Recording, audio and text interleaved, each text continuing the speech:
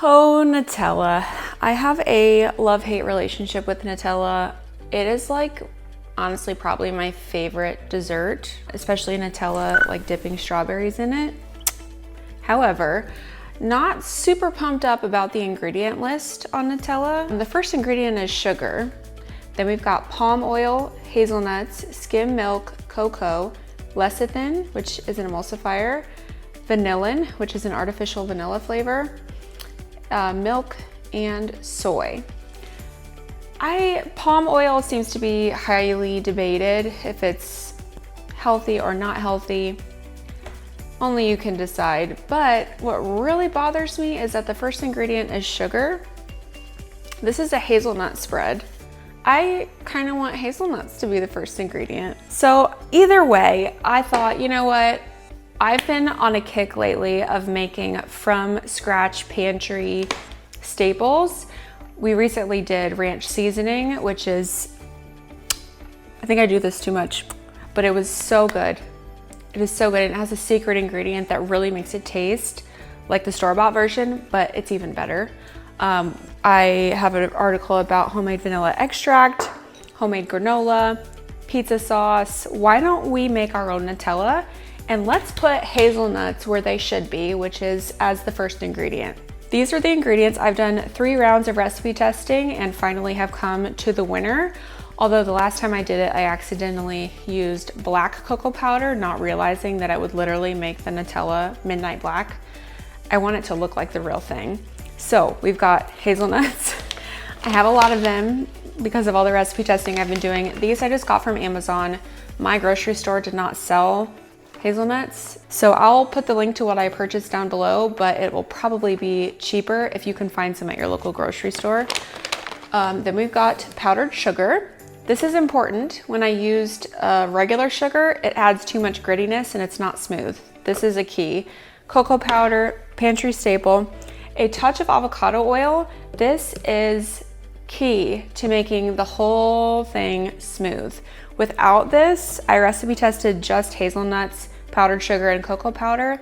It still had a bit of a gritty texture. Not bad, but it wasn't perfect. So this is very important. Vanilla extract I would consider optional. The Nutella spread that I made was perfect until I added a little vanilla extract, and then the texture shifted, but the flavor was a little bit improved. And then literally just a pinch of fine sea salt. Fine sea salt is important. Don't use coarse kosher salt. That didn't really mix in well enough, and I got some bits of Nutella in some last recipe testing that was extremely salty. So fine sea salt. All right, to begin, we need a scale. This is about 2 dozen scales that I purchased because I am doing some product testing to find which one is the best. I'm sure there's not just gonna be one, but that's why there's literally 24 scales sitting on my counter. So today, let's use one of the ones that I've really been favoring, which is from Zwilling. I just like it. It's really fast. It charges instead of batteries, which is nice. And it's very easy to clean. Just one surface, no nooks and crannies. First thing we're gonna do is food process some roasted hazelnuts. I purchased roasted hazelnuts so that I don't have to roast them myself.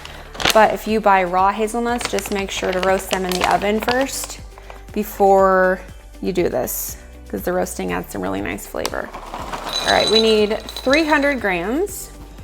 This bag smells like Nutella.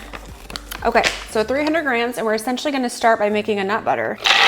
But we're gonna food process these, and do not rush this step because this takes a while, like 5 to maybe even 8 minutes. Ooh, backwards.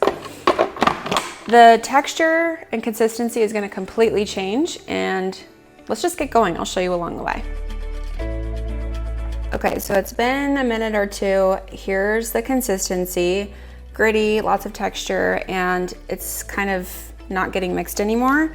So just grab a spatula and just scrape down the sides, and we will resume our mixing.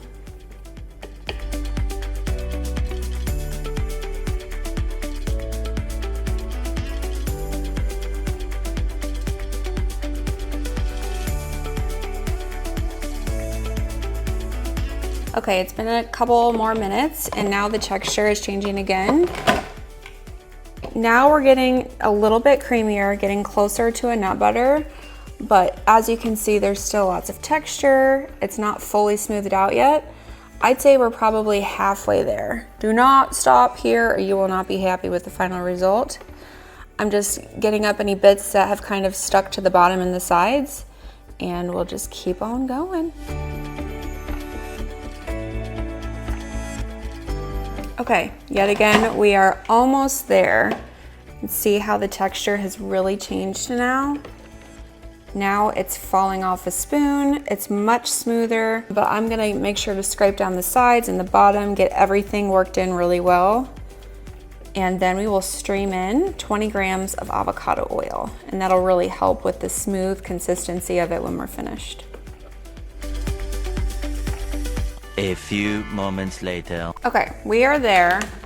Let me show you up close the texture. Anyway, super silky, falls off a spoon.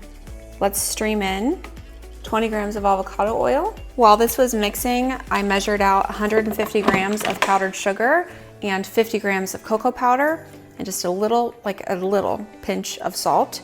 And we will add that in and then it's done. It's that easy. Okay, let's stream in oil. Okay, seems well integrated. I tried doing this in batches versus just dumping it all in. I think just dump it all in. Just make sure you have the lid on so that this doesn't go poof everywhere.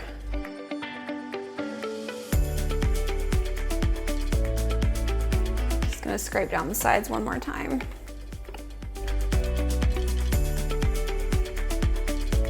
Okay, let's test it.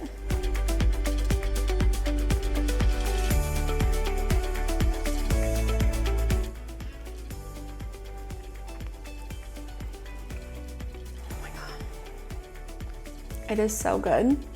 It's hazelnut forward with just the right amount of sweetness, not overly sweet. If you wanted it sweeter, you could of course add more powdered sugar to taste. It's so good. I really like these little 5th liter Weck jars. I think this will be really cute.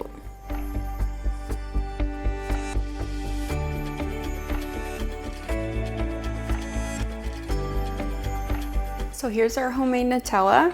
Quick and easy to make, tastes better than the store-bought Nutella in my opinion. I really can't wait to hear what you think if you give this a try. I really was excited that we were able to figure this out using avocado oil instead of coconut oil. I have nothing against coconut oil other than it made it taste like coconut Nutella and it just didn't taste like the real thing. So this is so good. I do want to show you real quick the previous recipe testings that I did. So the first recipe test was not even worth saving. That one got tossed. This was recipe test number 2. This is the one that was a bit gritty. And I'm showing you this because this has been in the pantry for about 3 weeks. I've been getting asked a lot, how are you going to store it? And I think this is kind of a testament that it's okay to keep it at room temperature. Obviously there's a limit. But I haven't found it yet with this one. It smells great. It's not even really separating that much. It might do good with like just stirring it all back together. But yeah, so far so good with that one. And then this is the most recent one. Basically same ingredients as what we just did, but black cocoa powder. So yeah, that's what that one looks like. It is a little more separated than the other one, so it just needs stirred back together again. If you can see the oils, just a little bit of oil on top. If you are concerned about it going rancid, you can obviously keep it in the fridge, no problem. You might just zap it in the microwave for like 10 seconds to loosen it up a little bit. Or maybe you want it cold, I don't know. But I will also research this more and put anything else that I find about proper storage in the description below. Definitely don't want to lead anyone astray, but everything that I have researched and all of the feedback I've gotten so far is that this is okay to keep at room temperature, at least for a few weeks. So yeah. Let me know in the comments below if you give this a try and what you think. I'll obviously put the whole recipe card, it's free, on my blog in the description if you like to print it and do it that way. Thanks again for watching, and happy baking.